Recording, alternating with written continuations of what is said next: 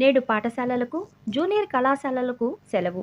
జిల్లా కలెక్టర్ హిమాంశు శుక్లా గారు నెల్లూరు అక్టోబర్ 26వ తేదీన బంగాళాఖాతంలో ఏర్పడుతున్న మెంతా తుఫాను నేపథ్యంలో భారీ వర్షాలు కురిసే అవకాశం ఉన్నందున ఈ నెల 27న అంటే సోమవారం రోజు అన్ని ప్రభుత్వ, ప్రైవేట్, ఎయిడెడ్ పాఠశాలలు, అంగన్వాడీ పాఠశాలలకు అలాగే అన్ని ప్రభుత్వ, ప్రైవేట్ జూనియర్ కళాశాలలకు సెలవు ప్రకటించినట్లు జిల్లా కలెక్టర్ హిమాంశు శుక్లా గారు ఆదివారం ప్రకటనలో తెలిపారు.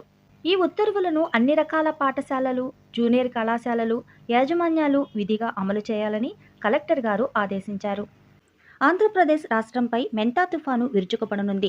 ఈ తీవ్రమైన తుఫాను హెచ్చరికల నేపథ్యంలో వాతావరణ శాఖ రెడ్ అలర్ట్ జారీ చేసింది.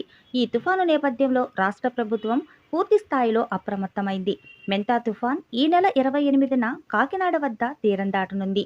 తుఫాన్ తీరం దాటే సమయంలో గంటకు 110 కిలోమీటర్ల వేగంతో పెనుగాలులు వీచే అవకాశం ఉంది.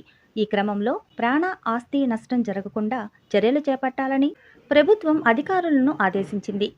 తీర ప్రాంత ప్రజలను సురక్షిత ప్రాంతాలకు తరలించాలని ప్రభుత్వం ఆదేశించింది. ఆంధ్రప్రదేశ్ రాష్ట్రానికి మెంతా తుఫాను ముప్పు పొంచి ఉంది.